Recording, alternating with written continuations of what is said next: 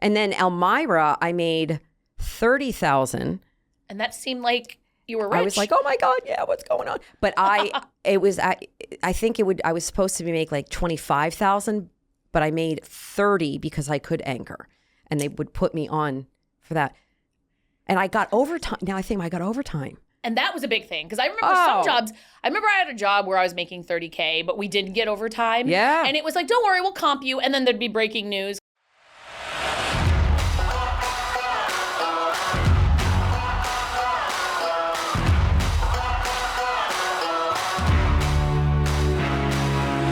Welcome to Unscripted Turbulence. I'm your host, Raegan Medgie, and we are doing something a little different today. We are merging two podcasts. Woo-woo! Take it away. Who's with me today? Hi, everyone. I am Smitha Rao with Unglamorous in the City, and I am so excited to be doing this because I have to start off by saying Raegan has taught me so much about the podcasting world, and I'm so grateful to be sitting here in the very studio that, by the way, I know because of her. So I am so excited. So to everyone who watches and listens Unglamorous in the City, thank you for joining us on what's going to be an adventure and a martini adventure. It is, and say no more, my friend. Okay, so you see in this shot, we have 2 glasses of water. I'm going to wet the whistle, if you will. I'll do the same. I was like, that's our starting. Yeah. Because what I find... Smitha and I, other than being good friends, and we'll get into that, we love our martinis. So what better way to collaborate on a podcast than to bring out the martini? So for Unscripted Turbulence, we have a proud sponsor. Oh, yeah, baby. Castra Elion Vodka. Don't you love that with the, what is it with the influencers? And they're always like, you know what? I love the bottle. I will say that's a pretty cool bottle. Now, if you're not watching, but you're listening, the bottle is very Grecian. It's predominantly white with some blue in it. This is the first premium vodka made in Greece out of 3 different olives. So they're our proud sponsor. I'm going to put it here, and I'm going to make in real time a martini for us. Now, I did this Guys, before. What a treat. I mean, what a freaking treat. Now, mind you, I don't know how much a dilution is going on because we've been sitting here for a little bit. So the ice might, it's fine. Okay. So, and that's probably a good thing for both you and me. Listen, I have a 6 a.m. flight, so I need to sleep when I get home. So this is perfect. Yeah, this one over here is going to Chicago tomorrow. I'm like, wait, what? Unglamorous in the City, my ass. Just kidding. All right. You know how many miles I've traveled this year, right? Do you know? No, but you're going to tell me. I'm going to tell you. 40,000. That is actually a fun fact because I went to Australia and New Zealand. To be fair, that's most of those miles. And I traveled between the 2 countries. Then I've been traveling for work and all over the country. You're out of your mind. Mexico, I know. And I'm going to South Korea, Japan, and Thailand by the end of the year. Now, I'm nuts. And we'll get into all of that, but I'm nuts. God. I mean, people who have been watching and listening to me, I feel like know that. They know about my love for travel. I want to go to 50 countries by the age of 50. I think you're already well on your way there. All right, so now we're going to get... So I know Smitha and I like olives. Now, I'm very specific with my olives. Okay. Ooh, if you can hear that, I just dropped the olive tree. That sounds like perfection. In the glass there. All right. Thank you. This is... So those of you who are tuning in for Smitha's show... I do a series on Instagram called Martinis with Medgie. And I love me a martini. Doesn't that sound like perfection? Yeah. I'm here for another hour. I am so here for this. I just have to say. Oh. Okay, so this is an ounce of vermouth. So it would be a half an ounce each. And you like your teenies dusty, as do I, which is just like a little bit of olive juice. Exactly. Little dirty. Just a little dirty. All right. So this is going to be a little bit more complicated. Can you hold this for me? Because I have my... Oh my God. I think this is my first podcast with props, which I love. I mean, it's just like a how-to, you know? All right. And this will probably be in the shot. So I'm going to try to throw it back that way. Okay. So we're going to do 4 ounces. If I get crazy, I might do a little bit more for us. Ready? Oppa! Love it. All right. So hold it out over here so I can... Perfect. So we're going to try to... coordinate this. All right. So I'm going to do it like this so you can see the vodka coming in. And now I'm going to move it this way so it doesn't, if it spills on the ground, Gotham Production Studios, I am sorry. Sorry. I'll mop it up later, even though it's a carpet. All right. So we're going to go. I'm like holding onto this cup for dear life. I know. All right. So we're going to do this. I'm going to put the bottle down. Amazing. Grab this. Okay. The transfer was good. Ready? Yes. Again, I don't know how you're going to hear that or not hear that. And just for a little good luck. For the gnats. Good old gnats pop. I know, right? Okay, so there's the castor oil. And the castor oil vodka, beautiful tab, beautiful like little cork guy. We're going to close it. All right. Oh, my favorite part. Okay. Now watch this thing get stuck and I can't open it. That's going to be embarrassing.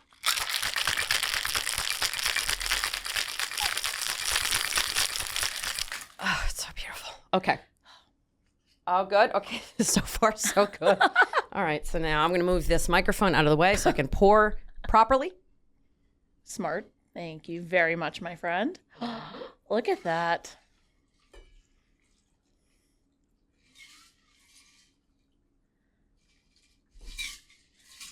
Oh, look at that.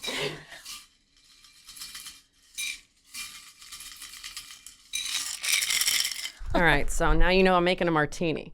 We got all sorts of stuff. I mean, this isn't like something you'd see on like the Food Network, but I'm trying to make it as pretty as I can in the backdrop here. You know what? I've worked with a star from the Food Network, and quite frankly, you're at the same level.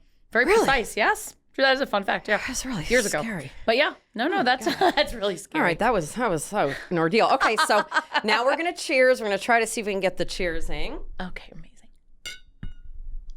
Let's do another one. I feel like this is cheers to our podcast and collaboration. Cheers to you, Raegan. All right, here we go. Pinkies up. I already spilled a little. Sorry. I could edit that in or edit that out. It might go in. I don't know. Let's leave it in. That's the unglamorous part. Mm-hmm. Oh, that's perfection. Isn't that so smooth? Raegan, that is amazing. Now, Smitha, she likes a certain, we're not going to say what vodka you like, because I like that vodka too. Yes. But until I met this vodka. I will say truly, Isn't though, it good? And I'm not being paid to say this, like that is very, very, very, very good vodka. I will say that is smooth. And that goes well. You've also made it well, though. Oh, cheers to that. Cheers to us, sister. Mm-mm-mm. Cheers to all the baddie women out there as well. I will say cheers to all the women out there, too, that are watching and listening.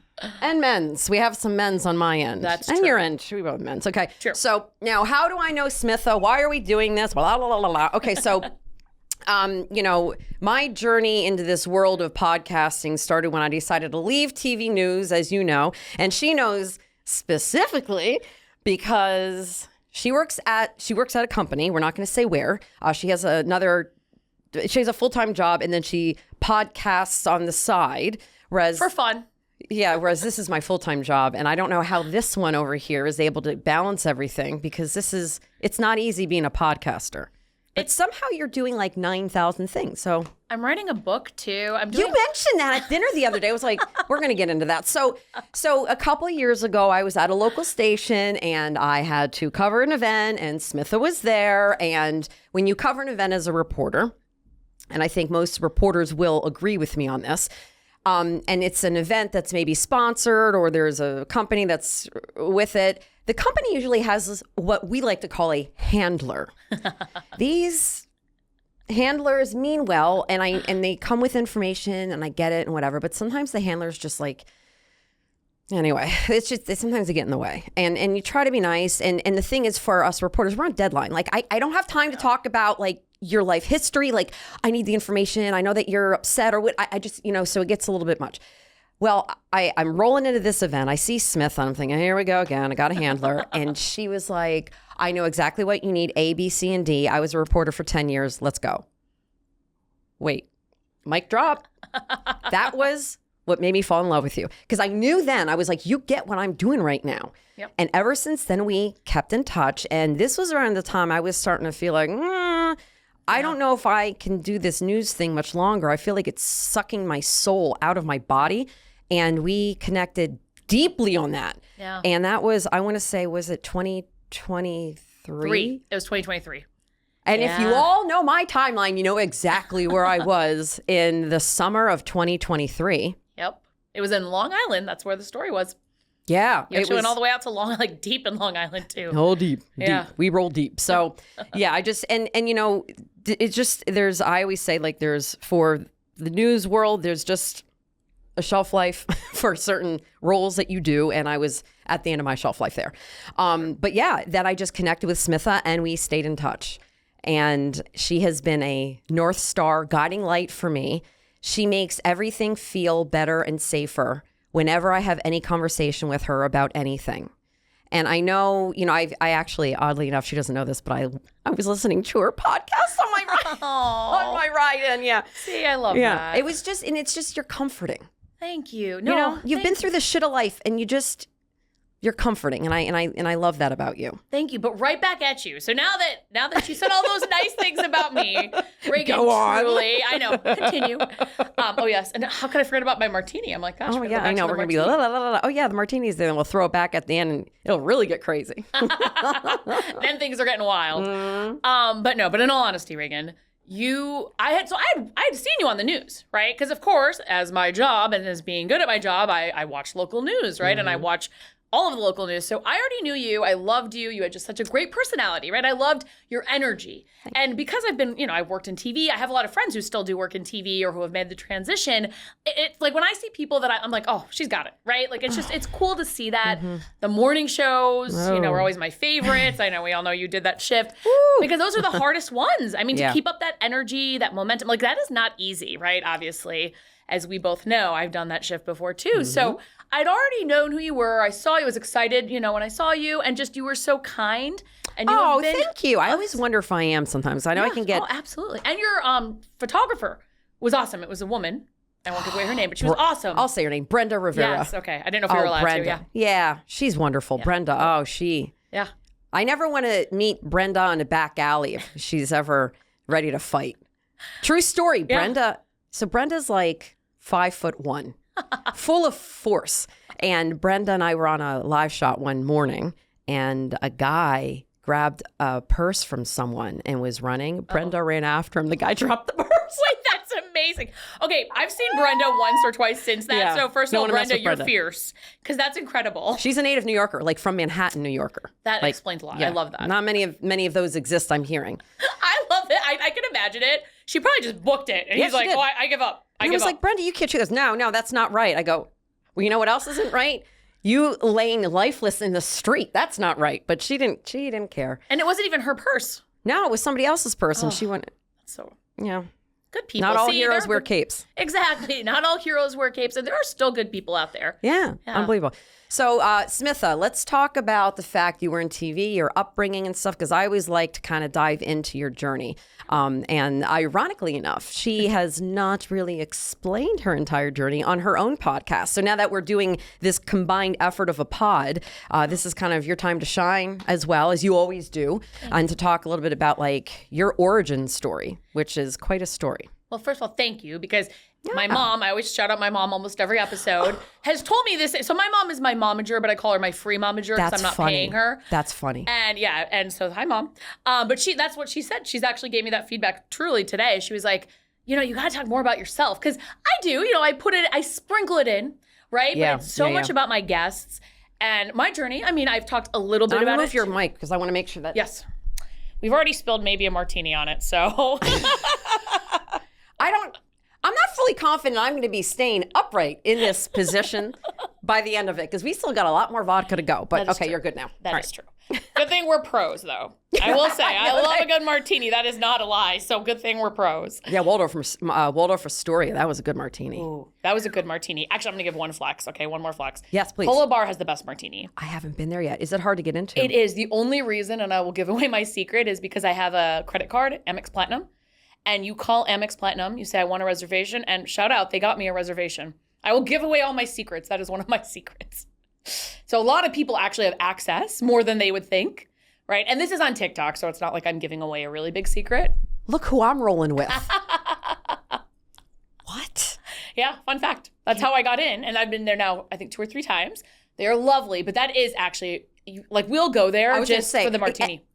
Really? I really liked it. I know people, you know, can have their opinions. I truly like that martini. And I went into it being like, I'm not going to be all excited and fangirling because I'm here. It really was a good What is it about that martini specifically that you like? It's just very crisp. Like, it's just very crisp and it's easy to drink. And it has a little, and you know what it has? Actually, the one that I got, a little bit of a sweetness, but not too much. Because, like, this is not, obviously the ones that we normally have don't have as, I don't know how to, it was just this, like, little undertone of a taste that was so, like, just amazing. God. I know. There's a good tease. We'll go. Yeah. Now you have to because I'm going to hold you to it on the pod here. All right. So. Yes. But going back, so my story does not start at the Polo Bar. It starts in upstate New York. That's a good one. That's it. Were you on TV? That was a good transition. What a good transition, right? Well, you remember in TV, like, you'd have to go from, like, a really, really sad story to, like, puppies, right? And so. Switching gears. That was always switching gears. Here we go. Transition. You learn to transition pretty quickly. But yes, not a very glamorous place, but upstate New York, which is a nice place. Mm-hmm. My family's still there, so we're not going to knock on upstate. But upstate. Hey, listen, I went to Elmira. I did time in Elmira, New York, but like at the NBC affiliate up there. So it's a nice area. Now, my pilot husband, well, we call him Pilot. And I thought I was going to slip his name out. I can always bleep it, but Pilot was not a fan visiting me up there. Elmira's not where you're in Binghamton. Yeah, I'm a little bit more of a metropolitan area. Yeah. But when you go west, yeah. Well, you know, I drove to that station and because I told the news director I'd be in town. This is a fun story because I was late. Okay, I was very young. I was like 22 years old, right? And I told the news director I was going to be in town. Gave him a time. Showed up late. Don't do that. And I don't think he was impressed. He did not hide it. I'm sorry. If you remember me, this was 22 years ago. I mean, that, like, obviously that was not a smart look, right? And I'm an hour away, so I have no excuse. I was late. That is a fun fact. I've learned my lesson since then. Now I am not late if you know me. No, you're not. But oh my God. Fun fact, I was late. And so needless to say, I didn't get a job. I didn't even get an interview because I was late. Oh my gosh. So, okay. So let's start. Okay. So we're going to go everywhere with this and I love it. All right. So Binghamton. Yep. So Binghamton, the area, born and raised. Actually born in India. Whoa. Yeah. Actually, did you know? You may not have known this about me. Hey, no. You were born in India? I was in South India. I was actually born. And then Can you speak? So I speak Kannada. So I'll shout out to everyone who knows Kannada. It's a great language to know because a lot of people don't know it. So when you want to talk about people in front of them, use Kannada. There's enough people out there that know it, but like if you're at a restaurant here, right, it's very unlikely. So sometimes fluently. Oh yeah, decently. I understand it better than I speak it. Okay, so I do this to everybody because I'm fascinated when people can speak different languages. Yep. Like, can you say a sentence to me and tell me what you said? I will. Okay, so if you know Kannada, don't laugh at me because even my own family makes fun of the way I pronounce things. But Nanu Hesaru Smitha means my name is Smitha. Nanu is me, Hesaru is name. Again, please don't troll me if I say it because I know I don't say it, but that is Nanu Hesaru Smitha means my name is Smitha. That's pretty. Thank you. It sounds pretty. Yeah. Some languages don't sound so pretty. That sounds very pretty. Yeah. Wow. Okay. And then I know like the swear words. All right. Like shut up. Bai muchu means like mouth closed, literally. So, you know, the most random words. That's funny. But it's a good language to know for that reason. Okay. And when did you move here? So when I was 6 months old. My dad actually was already in America. This is very much an immigrant story. He was already in America. So he's a doctor. Okay. He was doing his residency, kind of going up and down. He was actually in the Midwest at that point. So going around. So my mom was actually in India.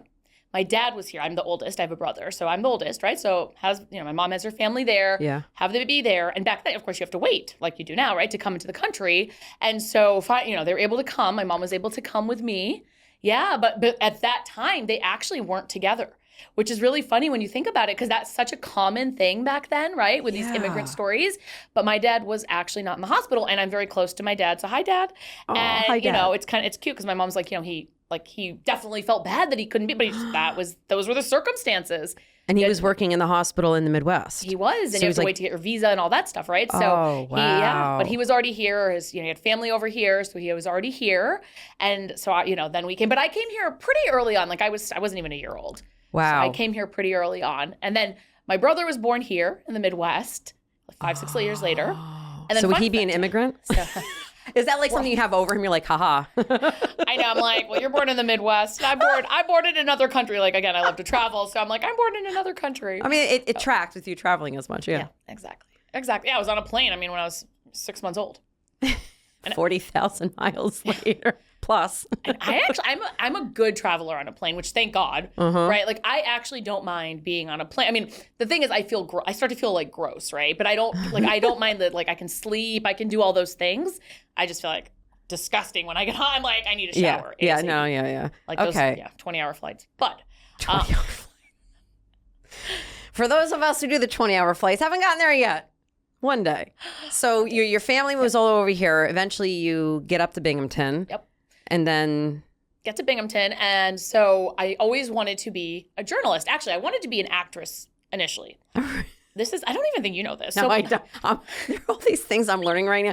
Have a couple of sips of martini and be surprised what you find out about your friend. I know, exactly, right? And we just spent, we met like a week ago, right? But I guess we didn't. Yeah, we didn't like dive into. Exactly. All this stuff. Okay. But yeah, so, I wanted to be an actress. And then my mother at a pretty early age was like, why don't you be a journalist? That's a lot more respectful, right? Mm-hmm, and so I was obviously close to Syracuse, right? You know where this is going. So I was that, kind of nerdy Asian in high school, studied, took every AP class you could ever take, like AP US History, AP English, everything, right? And then joined every class. I literally, Raegan, think I was in every single club. Like if you look in a yearbook, and I was one of 2 brown people, I think, at the school, you will see me in every club, like Key Club, like student, like everything. Yeah, everything. Because you just wanted to? That was like your drive? Or well, I wanted to get into Newhouse. So, of course, at Syracuse, there's the SI Newhouse School of Public Communications, and everyone knows it's very, very competitive. Yes. Right? And this was, of course, 25 years ago when I was graduating in 2001, right? So, I knew it was going to be hard. So I just did everything. I played sports. I played tennis, basketball, lacrosse. I did everything. Because you knew you wanted to get to Newhouse. Yeah, it was a part of the motivation. I think I was just a little naturally like that too. But I think it was also like knowing in the back of my mind, okay, I can get into Syracuse if I continue down this path. Have, I think I had a 4.0 average, GPA, all the clubs, all the activities. So it definitely helped. I got into Newhouse and I got in right away because I know a lot of smart people have transferred in, but I didn't want to go to college and have to do this. I didn't want to work this hard in college, right? And that's the funny thing. I actually was more studious in high school, then got into Newhouse. And obviously you have to still work. Well, you're learning how to be an adult too. But the fact you were so driven in high school. Yeah. I was driven in different ways. How so? Oh, flipping the script. We're going to flip the script. Well, I was into, band. I was in band. I twirled the baton and I was a Highland dancer to bagpipe music. I do know that. I've seen, I think, a post on social. Yes. At Liberty High School in Bethlehem, Pennsylvania, the marching band isn't one of those really have the twirlers lighting their batons on fire. No, it's like, it's say patterned after the Coldstream Guards of England. Ooh. So if you saw the guys in England with they're in the red outfits and the bear skins, like those tall hats that are furry. Yeah. We look like that. And we basically perform with Her Majesty's Coldstream Guards. Wow. In the spring. Like it's a whole thing. It's like cool. Almost like a military band. Yeah. People come to the football games to watch the band. So I was in band, I was in theater. That's a shock. I was involved a lot, but I wasn't thinking, oh gosh, I have to do all these things to get into college.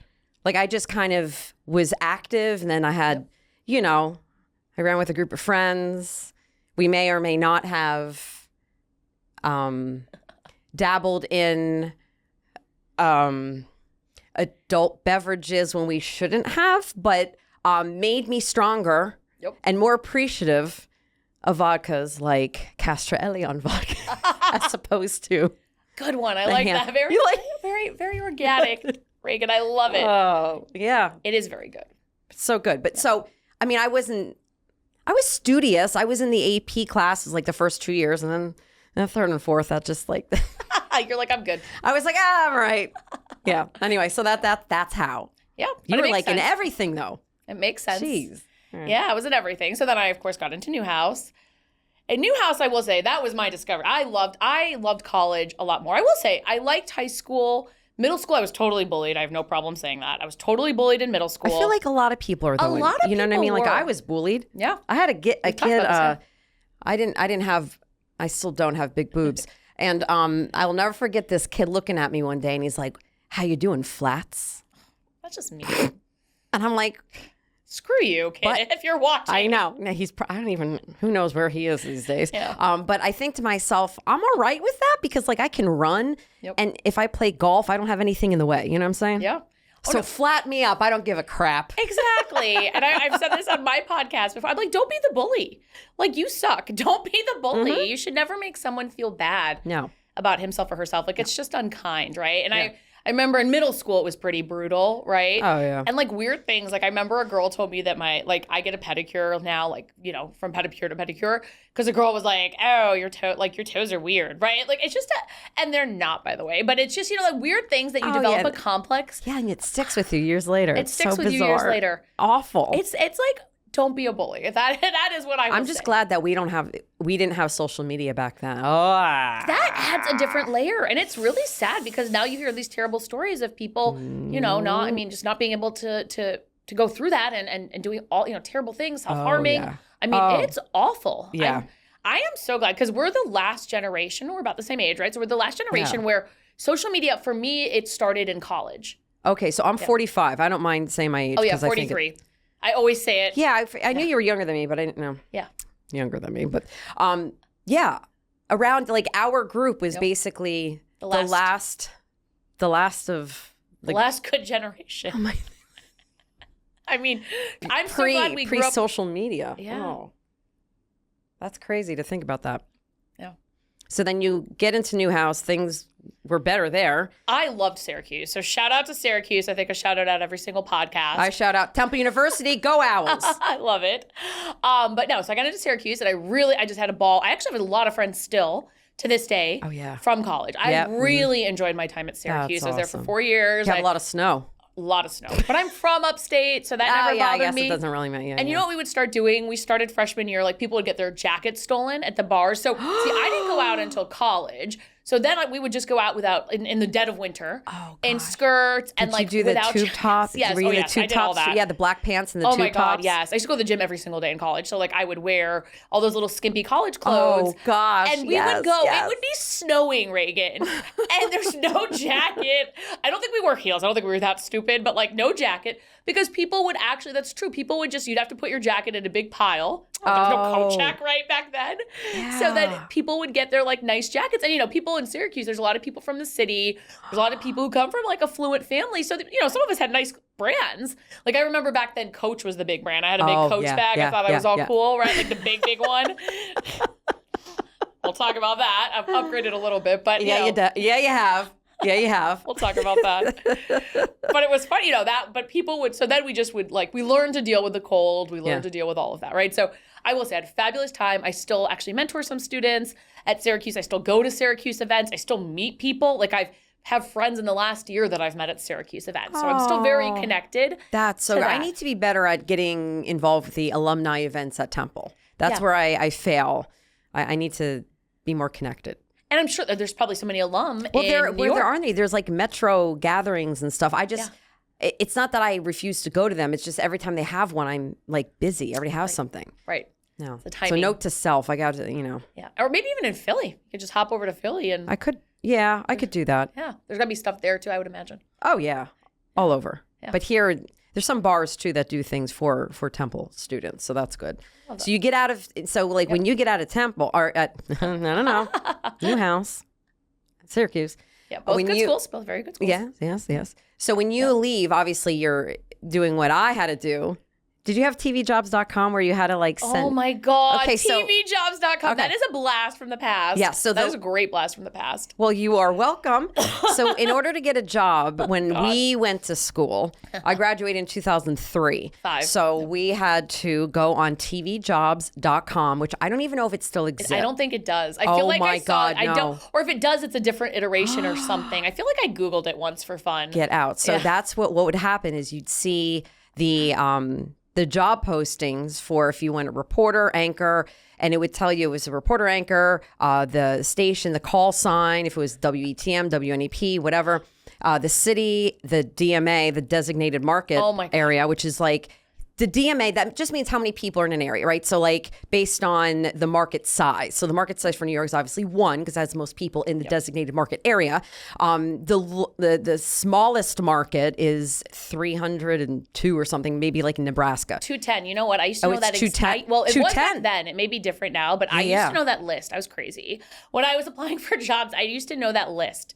Like, I feel like it's like somewhere in Ohio or like it's something really, really tiny. That is wild. And there's like the population's like 1,000. So you'd see where and then at one point in the description would be like, how many years of experience, right? You'd see 3 to 5. You're like, well, that's not me right when you get out of college. But you would at that time, I send VHS tapes. Same. You did too. And then went to DVD. I did VHS tapes for a while. I did too, and then eventually DVDs. Because I remember having to go to the post office. Yes. To send them in bulk. Yes. I sent probably 80. Yeah. Oh, I sent a lot. Like all over the country. I did, and then it was. I think I sent 100. Like, so I was like, I actually did something that's kind of funny. This is a funny story. You'll appreciate this. So I started to send all the VHS tapes. I wasn't hearing back. Right. So then I remember in college they told us just tell a news director you'll be in town. Right. So I did that, and Elmira obviously showed up late. So then I'm like, listen, I got this down now. So then I'm like, I really wanted to go to Florida, right? Because it's like there's some smaller markets in Florida that are starter markets. And they will pay you in sunshine. They will pay you in sunshine. But at least you're reporting in the sunshine and on the beach. You know what? I actually, touche on that. I applied along the coast because I thought if I end up not liking TV news, I could just hang out at the beach. I think I had the same attitude. I'm like, we're gonna go to Florida. So I was determined, right? Yeah. So like I was trying, and I'm from a smaller market, right? Didn't work out. So actually, a news director told me I didn't fit the demographic. So let's not get into that, but let's get into that. Didn't fit the demographics. Do you want to talk about that? I mean, let's talk about it because it is unglamorous. A news director in my hometown, will not say which station, but told me, I went in. He's like, you're great. You obviously have the education. You have you have a great tape. He's like, but, you don't really fit our demographics. And I didn't even understand what that fully meant, Raegan, because I was 22. I went home, and you know who understood what that meant is my mother. What'd she tell you? She's like, he can't say that to you. And she's like, first of all, stupid. This is your hometown. Mm-hmm. But that is actually, it's a story I've remembered, right, to this day. And it's, again, everything, all the unglamorous things I will say, and I talk about it on my podcast, they have shaped who I am today. Yeah. So I don't say it to complain. I don't say it to be like, oh, my poor life. No, I say it because truly I want someone to listen to this and be like, oh my gosh, that's happened to me too, right? Or some iteration of that. Mm-hmm. And then know you're not alone. Because that was like one of the first moments where I realized, oh, in this industry, they really do care what you look like.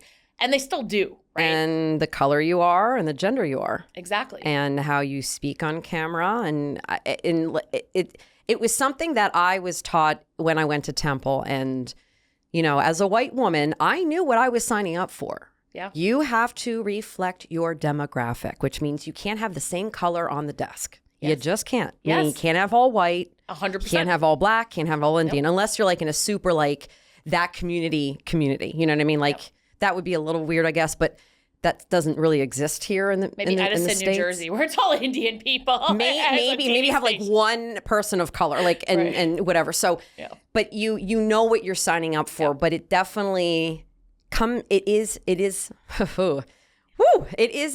a deciding factor, and it is true. Yeah. And we all know that when we sign up to do this job in TV news. Yeah. They want a man. I mean, you and I wouldn't have a chance, right? And back then it was very much like, I remember the joke was, your VHS tape gets put in for 5 seconds. Oh, yeah. Right? You're spending all this time dubbing them. You're spending all this time mailing them. You're spending all this money, or my parents, in my case, were spending all this money. Of course. Right? To mail them. I remember we were rolling deep that time in our lives. Come on, Smitha. You know that.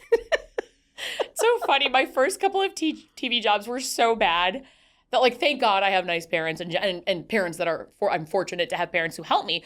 I would have been homeless. I don't know how I would have paid. Like, my first job was in Charlotte, and it was as a producer, right? Because I couldn't find a reporting job. Like, I don't know how people live on these TV salaries. No. Like, I would have literally been on begging for money on the side, like, after my work, after my shift. I remember getting a job. My first TV job was in Allentown, and I can't remember. Like, it was WFMZ. No, which one? it's not even in operation anymore. It's TV2. I have bloopers from that station, and they're on DVD, and I got to get them transferred over. Oh my God, but I got to do it in a way, like, I don't want to get anybody in trouble. But it's weird, just weird things would happen. It's a local cable station. And now it only does sports, and they do a really good job at like high school sports. But at that time, it was local, really local news. Yeah. Like, I did a story about a mattress company, an organic mattress company. My stand-up, which is like when you're in the store and you demonstrate something, was me falling asleep. Anyway. All that to be said, they were probably a sponsor. No, No, we just would cover, So I did get a job in Yakima, Washington. Never took it, but it was $18,000. No help moving. I interviewed there too, actually, fun fact, but over the phone. I don't think I ever went over there. Yeah, over the phone. I never went. Yeah. But they hired me. Yeah. And I was like, come again? 18,000. Yeah. And then Elmira, I made 30,000. And that seemed like you were rich. I was like, oh my God, yeah, what's going on? But I think I was supposed to make like 25,000, but I made 30 because I could anchor. And they would put me on for that. And I got overtime. Now I think I got overtime. And that was a big thing. Because I remember some jobs. I remember I had a job where I was making $30K, but we didn't get overtime. Yeah. And it was like, don't worry, we'll comp you. And then there'd be breaking news. Because I was also a bureau reporter, a couple of my early jobs. Did that too. Yep. So those were brutal. Because I remember actually one of my funniest stories is, I worked a weekend shift to begin with. I worked a Wednesday through Sunday shift. My days off were Monday, Tuesday. Not the most exciting days, right? It's like nothing's open on Monday. No, but I would go out with friends. Like, I had some good friends there. This was in North Carolina, who would go out with me on a Monday night. Oh, yeah. So I remember one Monday night being out, consuming some beverages, and getting a call from the newsroom. And I guess I think there was only two of us out there. So the other reporter must not have been working. Yeah. Hey, there's a fire an hour away, mind you. Can you go swing by and get some B-roll just really quickly? Swing by an hour away. And I'm like, well, I've been drinking. So like, and news, like this was the news desk that called. It's like, I'm like, no, I'm not going to get in the news vehicle. And I mean, I wasn't drunk, but I'm like, and drive drunk, presumably, right? To go get probably arrested at that point to cover. But it was wild because I'm like, I'm not on call. I'm not, Well, they didn't care. They just needed the footage. Yes. They needed the information. They would do anything to get it. I'm like, do you want me to jump into a news vehicle? And probably, And that person making that call was probably like your age, right? Not. Yes, because this was, again, a very small station. But these Isn't it glamorous, people? Don't you want to do the early TV stages and then eventually get to the big time? This is what we had to do back then. Now, a little different. Yeah. Even now, I still hear some stories of friends. I mean, of course, now our friends are older, like they're, so they're obviously a little bit more in their, like, further in their careers. But Raegan, I just remember some of the things were almost so funny. Like, I had a friend once, one of my friends was a reporter, and she was covering a bear sighting, and the news director was bothering her so much, who he did eventually get fired because he was crazy. And she's like, I wish the bear would just come out, find me, and just, like, end this. She's like, I want to end this. I think we've all been there, where we are driving to location, hoping we're going to hit a pothole, and then all of a sudden have to call AAA and be like, can't make it. Not that I may or may not have had that thought cross my mind. Yeah. No, legit. And this, I think, before text messaging. I think she called me and told me. She's like, then I found some raw chicken and spread it on my body, hoping the bear would somehow sniff me out and just take me. She went after the bear. She wanted to find the bear. Come over here. So those were the kind of things. I mean, I will say, the one thing I will say, though, that was good is the camaraderie, right? Because I always say that, right? Because everyone, like, I empathized with her. I was like, listen, maybe I'll come there and try to find the bear, too. Like, the empathy, though. Like, you do form a bond. I was in upstate New York, Pennsylvania, North Carolina.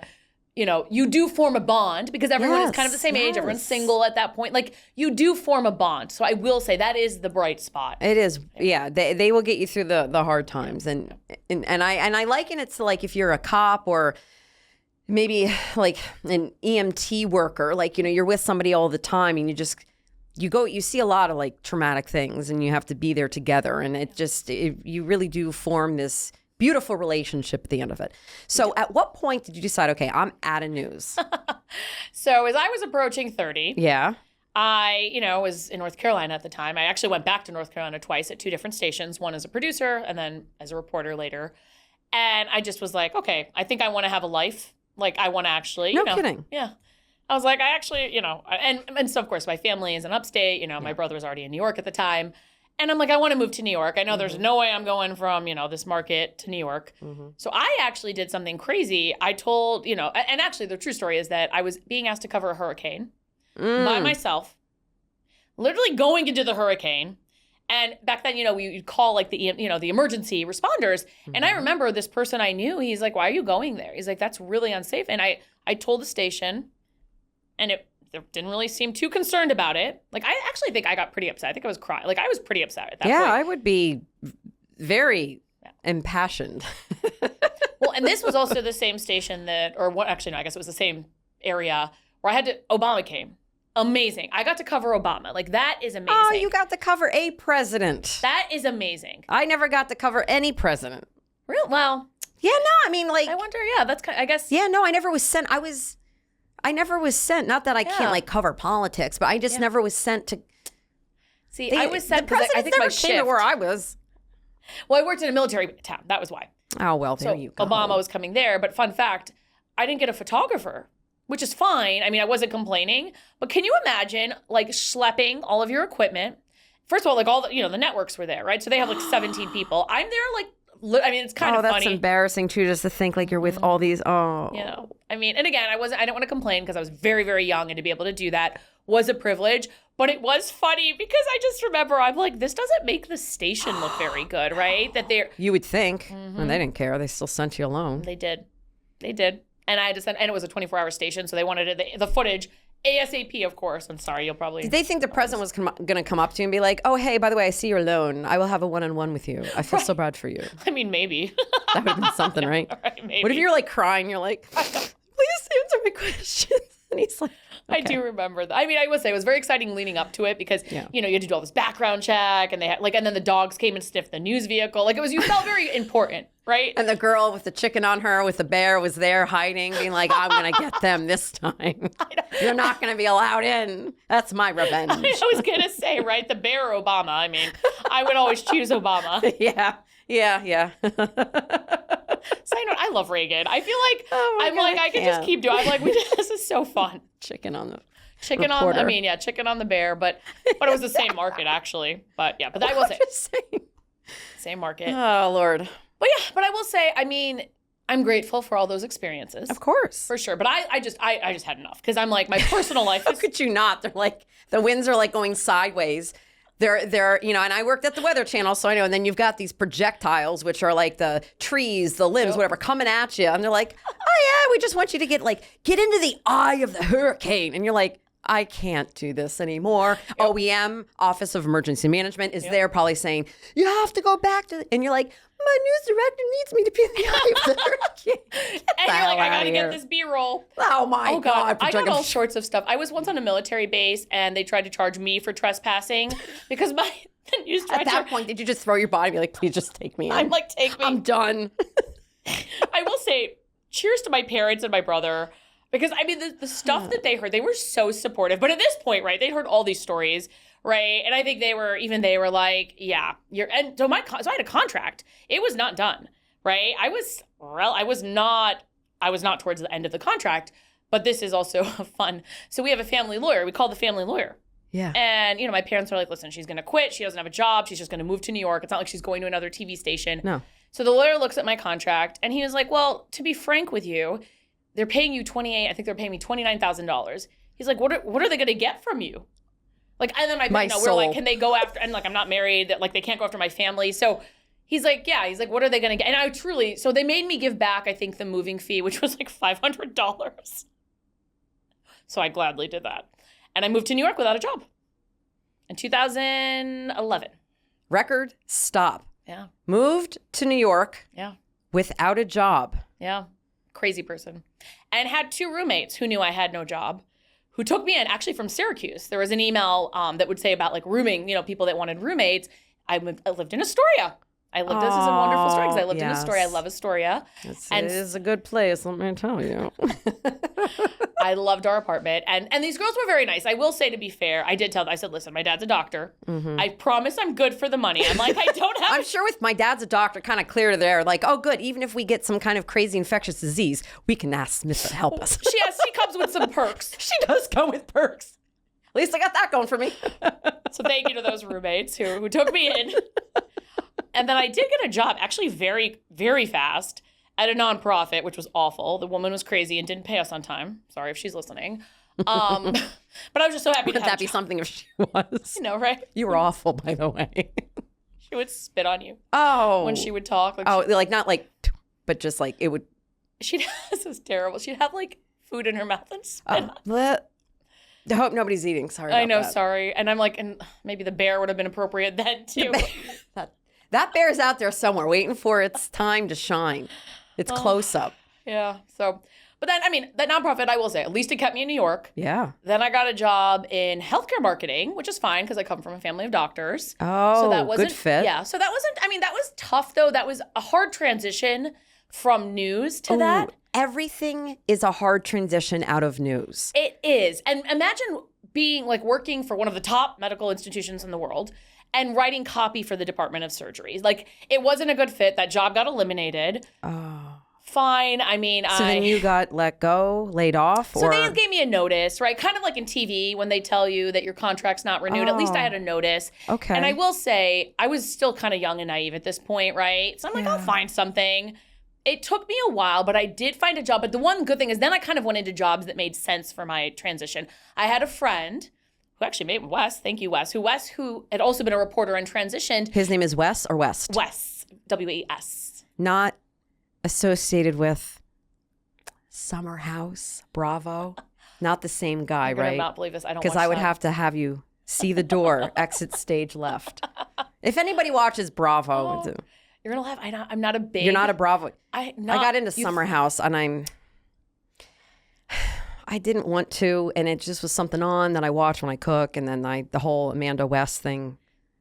Yeah, whatever. It's neither here nor there, people. But if you're a Bravo person, then you know. I got to look it up because then you're gonna get it. It's a whole thing. Don't. I'll give you the Cliff Notes version after this pod. Yeah. Okay. Well, you are like the 10th person to tell me though that I would. Oh, really? You are the 10th, like literally legit. It's about like friendship, backstabbing, scandal, unhappy marriage, divorce. It's a whole thing. Okay. It's a lot. It's very layered. Add that on the list. Yeah. Anyway, so continue. Yeah. But no. So basically, I will say from that point on, so he told me he had transitioned to kind of the producing at a PR agency world, right? So satellite media tours, like kind of a very more natural transition, right? Right. So that was kind of my journey into PR, my start to PR. And since then I've been working in PR. And I will say in PR, what's great is like, you can make a lot of money. You work with companies that you have stock, you have a bonus. Like they treat you well. Yeah. And I will say that Smitha likes her fine things, but she's not an a-hole about it. And she wears them well, and she's earned them. And you went through, well, you just heard what she went through. So you earned it. Right. I was unemployed 3 times in my 30s. That is and I'm 43 now, so it's been a while, but 3 times and weird reasons. Like once a boss was arrested, we'll leave it at that. You can't make this up. You really can't make some. And I was the marketing director. So when your boss gets arrested, you don't have a job after that. Shortly But you just found a way back. I will say that is the one thing. And this is what I want. If anyone takes anything away, I'm 43, I'm single. I've been through a lot in my career, but I have a fabulous life. And this is what I try to tell people. I travel the world. I like designer things. I have such amazing friends and family, right? It's not all bad. And I know I have so many friends that have dealt with all sorts of things, right? Whether they're divorced with kids. It's hard. It's hard to navigate these things. Yeah. But I think social media makes it harder, right? Because you see that people are posting photos. And oh my like God. Father's Day is always, I mean, you know, and of course my family, but I think that's the thing where like, I don't have like the next iteration of that at the moment. Right. So that's okay. But it can feel lonely. Right. Right. So for me though, I'm like, so when I buy a new bag, for instance, right, and I've worked so hard to get where I am. And she has nice bags. I've never been a bag person, but I did tell Smitha when I make the big bucks in this podcasting venture, I am bringing Smitha with me to get a nice bag, a cruelty-free bag, which means not leather. Yes. I know Stella McCartney is cruelty-free, but I have no idea about anything about designers. But I'm bringing Smitha with me because I think it would be very meaningful. I got you covered for sure. Thank you. I'll gladly come. And I have a Dior lady. I have a Louis Vuitton lady. Like I have my ladies. So I have a lot of. She's going to take me to the Polo Bar afterward. We're going to the Polo Bar and we're going shopping.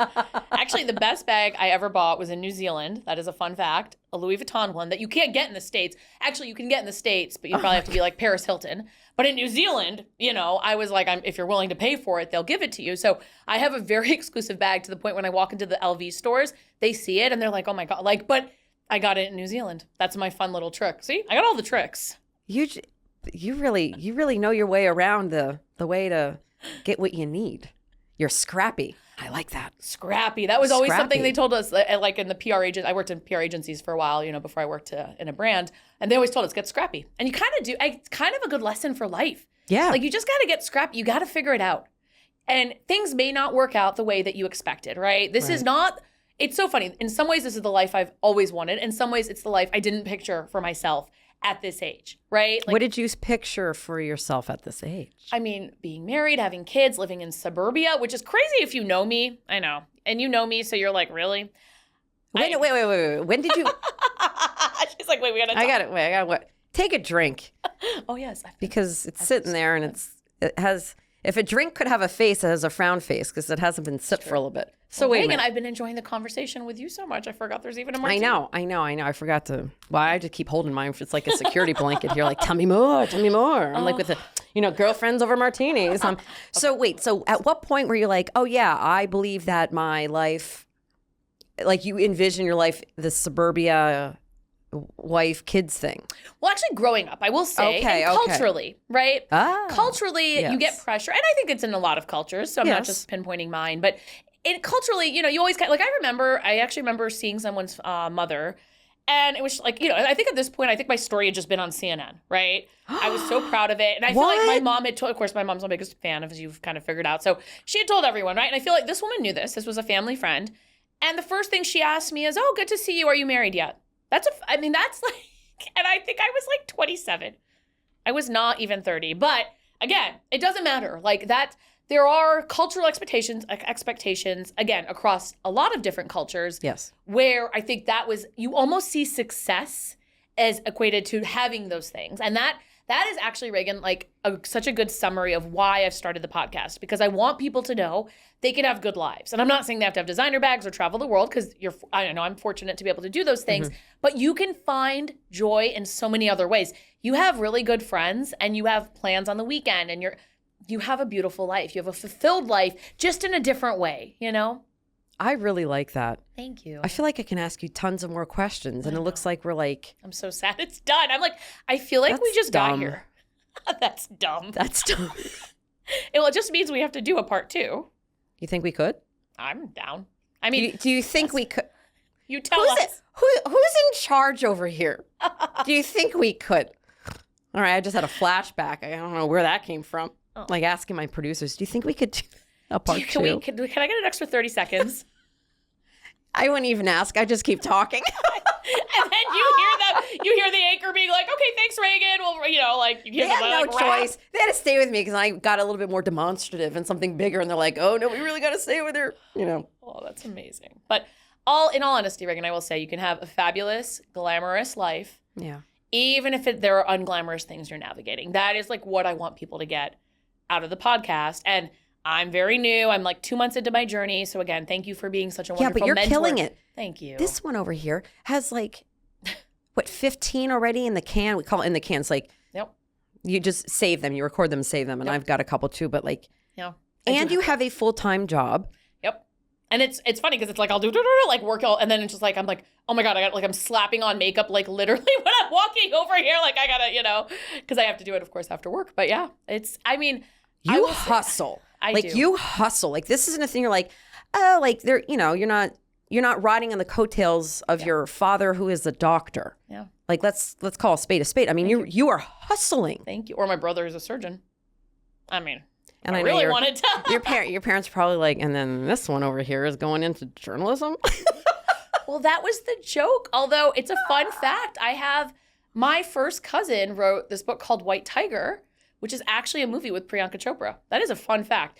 I don't talk to him. I can't claim to know him, but that is my first cousin. So there's a little bit of journalism, and he went to Columbia. So like there's a little bit of a journalism bug in my family. Almost everyone, like everyone else is a doctor, but there's like two of us that are trying to do the whole different path. You are doing the different path. You said you're writing a book because you mentioned that I want to bring it up and then we got to kind of wrap it up and then. Where they come in and they're like, 30 seconds. I'm like, yeah, okay. Before we get our rap cue. Yeah. So the book. Yes. Do you want to, I don't know how much you want to talk about, if it's in production, like what is it about? So I'm at like 20,000 words and you want to have about 60,000 to 70,000. Fun fact. Okay. It's just, it's so unglamorous is my whole theme, right? So it's like all about like unglamorous when life isn't as fabulous as you expect, different chapters. And it actually talks a lot about some of the stuff I've talked about, like navigating relationships, being unemployed, navigating like, comparing yourself to other people, right? Fat shaming. We didn't even get all this way, but fat shaming. Yeah, we wanted to talk about racism, sexism, like all the things, right? Just like everything that I have had experience with directly, sometimes even indirectly, like it's just sharing those experiences. And again, I say this at my podcast all the time. If I can help one person, and I know I already have in this journey, right? And you're the same way, like that makes it all worth it, right? Like you are so candid about your experience in TV and all of this, and you are helping people, right? And that, like, there's something so beautiful about that. And again, for me, like I'm so new in the journey, so it's not like I'm reaching millions of people, but even having one person say, I watched your episode, thank you for doing that. I needed to hear that today. Oh, yeah. Because we talk all about dating. I wanted to talk about the dating thing. I know. That'll be next time. But I have a lot of beautiful, successful single girlfriends in the city. I just do. And in late 30s, 40s age, some have never been married, whatever the case is. But it's just, but again, you can still have a glamorous life, even if you don't have some of those things you want. And fixate on what you have versus what you don't have. And how do you end your pod every time? Oh, yes. So I always say thank you for every single person, every single view. And please remember that some of the most unglamorous moments in life are usually where the real story begins. And today I'm going to add, and thank you, Raegan. This truly, I'm sad this is done. I know, I'm like really bummed. I kind of wish that they would forget about us and lock us in this building. Then we can talk a little bit longer. Right? No, same. I'm like, there's like 2 seconds there because it's also the end of the day, right? So yeah, they're like, all right, one of those two are going to stop talking. We're only 2 minutes over. But in all honesty, we didn't start until 5 minutes. That's true. Late. So we're stretching it. Stretching it. That's what they do in TV. Yep. Not with a martini in their hand, but hey, they just stretch. This could be a new thing. You know what? There's a lot of reporters that need martinis. We've had a lot of martinis with those reporters. Funny you mention that. All right. Well, you know what? Cheers to us. Cheers, Raegan. Thank you again. Oh, this was fabulous. A little drinky drink with the pinky up here. This was awesome. I think we're going to have to do a part 2, but please. I'm so glad that you were able to share your story on this pod and then obviously your pod as well. Thank you, Raegan. And then we get to kind of, Next time we can dive into yours too.